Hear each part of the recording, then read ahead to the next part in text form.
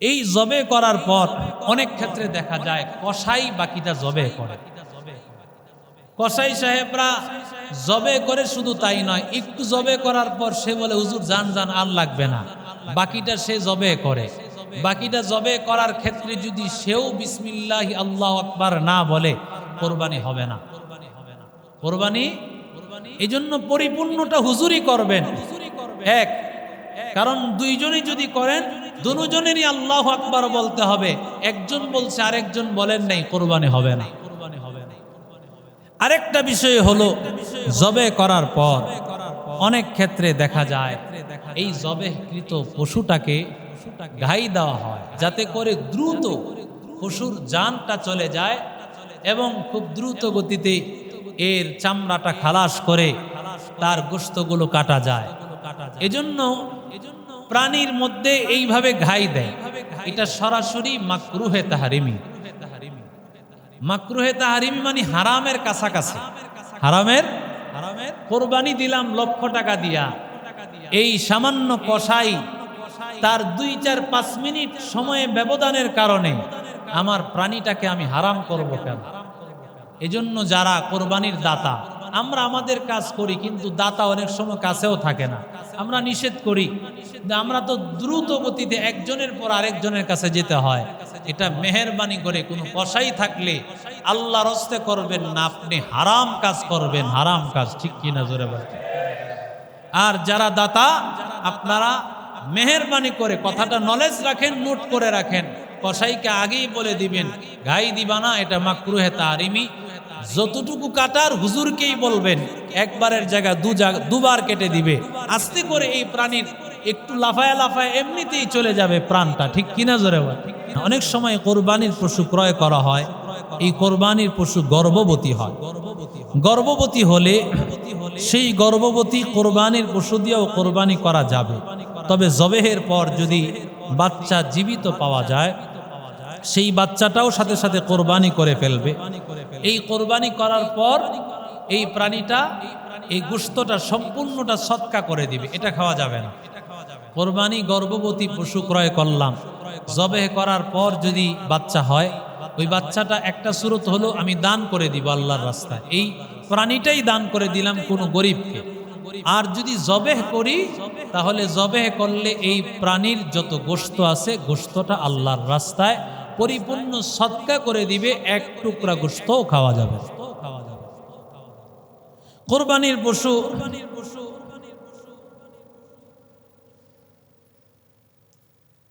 এটা আমরা জবে করার ক্ষেত্রে কোন জায়গায় আমরা জবে করব? এক্ষেত্রে উত্তম হলো নিজের আঙ্গিনায় জবে করা। নিজের যেই জায়গা, নিজের বাড়ি, সেখানে কোরবানির পশুটা জবে করা উত্তম। যেহেতু কোরবানির পশু যাদের নামে কোরবানি হচ্ছে সবাই উপস্থিত থাকা দরকার, মহিলারাও আছে। ঠিক কিনা জোরে বলেন? অনেক মা বোনদের নামে কোরবানি হবে, ওনারা তো এক নির্দিষ্ট জায়গা আসতে পারবেন না। এজন্য কোরবানির পশুটা যার যার নিজের আঙ্গিনায় করা উত্তম, যাতে করে হযরত ফাতেমাকে নবীজি বলেছেন, ফাতেমা কোরবানির পশুর সামনে যাও, কারণ প্রথম ফোঁটা জমিনে পড়ার আগে আগে তোমার সব গুনাহ মাফ হয়ে যাবে। এজন্য কোরবানির পশু নিজের আঙ্গিনায় জবে করাটাই উত্তম। কে জবে করা উত্তম? যিনি কোরবানি দাতা, তিনি জবে করা উত্তম। তবে এক্ষেত্রে আমরা অনেক সময় এখানে অনেক দোয়া দুরুদ থাকে, যদিও বিসমিল্লাহি আল্লাহু আকবার বললে হয়, যে আল্লাহু আকবার তো বলতে পারি না আমরা অনেক, এই শব্দটাও সহিভাবে উচ্চারণ হয় না। ঠিক কিনা জোরে বলে? আল্লাহু আকবার বলবো, এখানে কাফের উচ্চারণ অনেকের হবে না, বায়ের উচ্চারণও হবে না, এমন লোক আছে। কারণ আমরা তো ইসলামের লাইনে সবচাইতে দুর্বল, অথচ ইসলামের বাহিরের সবচাইতে বড় নেতা। ঠিক কিনা জোরে বলে? অথচ সালামটাও আমরা সহিভাবে দিতে পারি না, বিসমিল্লাহটাও সহিভাবে পড়তে পারি না, অথচ আমার নাম মুসলমান। ঠিক কিনা জোরে বলেন? আল্লাহু আকবার বলে সহিভাবে শব্দটা উচ্চারণ করে জবে দিব, এটাও পারি না আমরা। কোরবানির পশুটা যারটা সে জবে করাটা উত্তম। এটা যদি না হয়, একজন আলেম কোরবানির পশু জবে করবে, এই জবে করার ক্ষেত্রে যেহেতু তিনি বিসমিল্লাহি আল্লাহু আকবার বলে জবে করবেন, আলহামদুলিল্লাহ হয়ে যাবেন। এই জবে করার পর অনেক ক্ষেত্রে দেখা যায় কসাই বাকিটা জবে করে। কসাই সাহেবরা জবে করে, শুধু তাই নয়, একটু জবে করার পর সে বলে হুজুর জান জান আর লাগবে না, বাকিটা সে জবে করে। বাকিটা জবে করার ক্ষেত্রে যদি সেও বিসমিল্লাহি আল্লাহু আকবার না বলে কোরবানি হবে না। কোরবানি এই জন্য পরিপূর্ণটা হুজুরই করবেন। এক, কারণ দুইজনই যদি করেন দুজনেরই আল্লাহু আকবার বলতে হবে। একজন বলছে আরেকজন বলেন নাই, কোরবানি হবে না। আরেকটা বিষয় হলো জবে করার পর অনেক ক্ষেত্রে দেখা যায় এই জবেকৃত পশুটাকে ঘাই দেওয়া হয়, যাতে করে দ্রুত পশুর জানটা চলে যায় এবং খুব দ্রুত গতিতে এর চামড়াটা খালাস করে তার গোশতগুলো কাটা যায়। এজন্য প্রাণীর মধ্যে এইভাবে ঘাই দেয়, এটা সরাসরি মাকরুহে তাহরিমি। মাকরুহে তাহরিমি মানে হারামের কাছাকাছি। হারামের কোরবানি দিলাম লক্ষ টাকা দিয়া, এই সামান্য কসাই তার 2-4-5 মিনিট সময়ে ব্যবধানের কারণে আমার প্রাণীটাকে আমি হারাম করব কেন? এজন্য যারা কোরবানির দাতা, আমরা আমাদের কাজ করি, কিন্তু দাতা অনেক সময় কাছেও থাকে না, আমরা নিষেধ করি। আমরা তো দ্রুত গতিতে একজনের পর আরেকজনের কাছে যেতে হয়।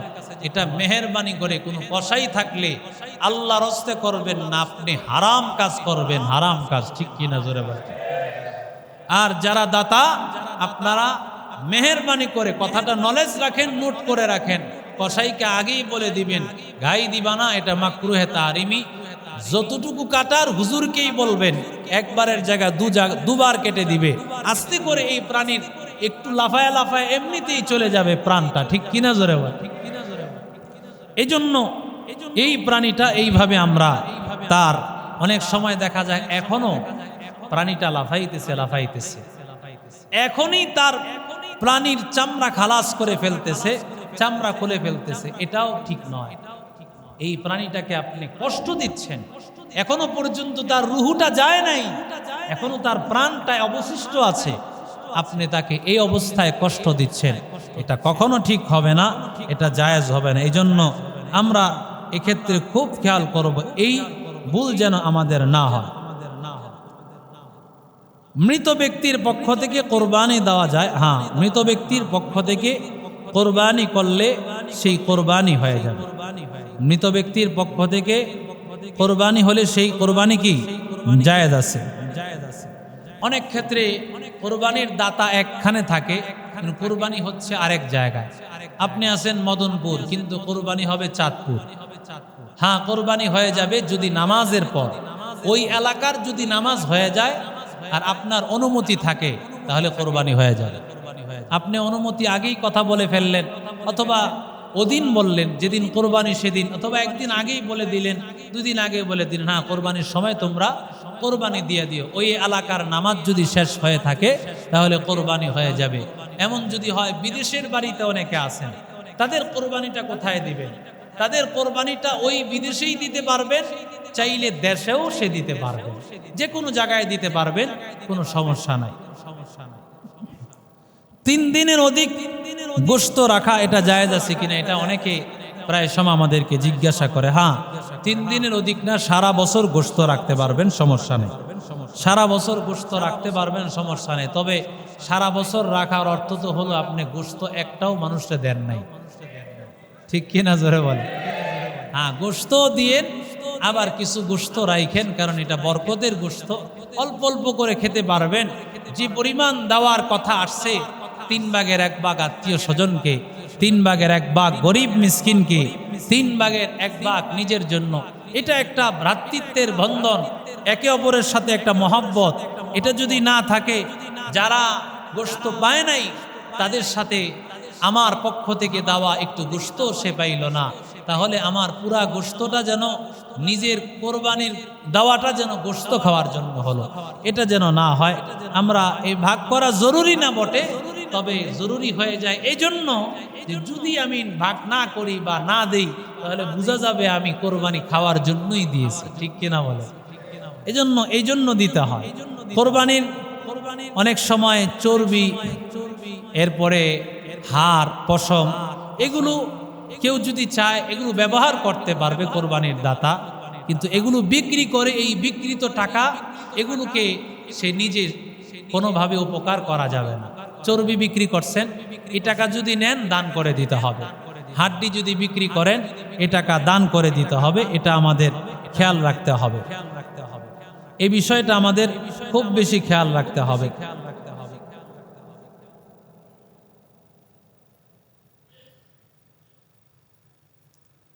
কোরবানির পশুর ক্ষেত্রে এই পশুর প্রাণীর গোশতটা বিধর্মীকে অনেক সময় দেওয়া হয়। কোনো হিন্দু আছে আমাদের পার্শ্ববর্তী, হিন্দুদেরকেও দেওয়া যাবে, এটা জায়েজ আছে। হিন্দুদেরকেও দেওয়া যায়, এটা কি আছে? জায়েজ আছে। আরেকটা জরুরি মাসআলা, সেটা হলো কোরবানির পশুর গোশত সমাজ ভিত্তিকভাবে উঠানো হয়। এই উঠানোটা কতটুকু বৈধ এবং এই কোরবানির গোশতটা সবাই নিতে পারবে কিনা, যিনি দিতেছেন তিনিও নিতে পারবেন কিনা, যিনি দেন নাই তিনিও নিতে পারবেন কিনা। এক নম্বর বিষয় হলো সামাজিকভাবে যে বিধানগুলো আমাদের সমাজেও আছে, অনেক জায়গাতে শহর বন্দরে নাই, তো এই এলাকাগুলোতে আমরা দেখেছি। এই ক্ষেত্রে সর্বপ্রথম কথা হলো না নেওয়াটাই ভালো। যদি নেই তাহলে সেই ক্ষেত্রে আমি তাদেরকে বলে দিতে হবে যে প্রত্যেকেই যার যার নিজের মতো করে যতটুকু মনে চায় দিবে। এক্ষেত্রে যদি বাধ্য করে দেই 3 ভাগের 1 ভাগ, সেটা হারাম হবে। সেটা কি হবে? এজন্য বাধ্য করা যাবে না। যদি মহল্লা থেকে নিতেই হয় তাহলে এইভাবে বলা থাকবে যে প্রত্যেকের কোরবানির একটা অংশ আপনি এখানে দিবেন, সমাজ ভিত্তিকভাবে এটা বন্টন করে দেওয়া হবে। কারণ আপনি যদি বাধ্য করে দেন, প্রত্যেকের নিজস্ব কিছু গরিব মিসকিন আত্মীয় স্বজন আছে, ঠিক না বেঠিক? তাহলে ওই ব্যক্তিদেরকে সে কোন ভাগ থেকে দেবে? অনেকে আছে নিজে দেনই 1-2 ভাগ, শরীকে কোরবানি দিছেন, সেখান থেকেও যদি সে আলাদাভাবে দিতে হয় তো দেখা যাবে সে এখানেও দিছে ওখানেও দিছে, এক পর্যায়ে দেখা যাবে তার কাছে কোনো গোশতই নাই, আরো উল্টা গোশত আরো বাজার থেকে আইনা দিতে হবে। 1 নম্বর কথা হলো এটা বাধ্যবাধকতা করে যে এই পরিমাণ দিতে হবে, এটা হারাম। এই পরিমাণ এটা কখনো করা যাবে না। 2 নম্বর হলো যারা গোশত নিবেন, গোশত নেওয়ার ক্ষেত্রে আপনি যদি কাউকে মালিক বানায় দেন, যেমন কোনো কমিটি পক্ষকে মালিক বানায় দেন, তাহলে সে এটাকে সবাইকে দিতে পারবে। যারা গোশত কোরবানি দিয়েছেন তাদেরকেও দেওয়া যাবে, যারা কোরবানি দেয় নাই তাদেরকেও দেওয়া যাবে। আল্লাহ তাআলা আমাদের সবাইকে বুঝার আমল করার তৌফিক দান করেন। আল্লাহ তাআলা আমাদের এই কোরবানিগুলো যেন আল্লাহর জন্য কবুল করে নেন, সকলে পড়ি আমিন। আল্লাহ আমাদের এই আমলের বিনিময়ে যেন জান্নাত নসিব করে দেন, সকলে পড়ি আমিন। এখানে কোরবানির প্রাণীটা এখানে জবে করার জন্য আমাদের সামাজিকভাবে এটা আগে একটা সময় ছিল, তো এলাকা ভিত্তিকভাবে আমাদের এই মাঠে তো জানি না কয়টা গরুর এখানে জায়গা হবে, তবে আমরা চেষ্টা করব ইনশাআল্লাহ, যেহেতু সামাজিকভাবে একটা রীতি এবং আমাদের সমাজের পক্ষ থেকে এই একটা বিধান, আমরা চেষ্টা করব ইনশাআল্লাহ এখানে এনেই যেন আমরা পশুটা জবে করতে পারি। এজন্য আমরা এই বিষয়টা খেয়াল রাখবো। আমরা কোরবানির ঈদ আগামীকালকে হবে ইনশাআল্লাহ।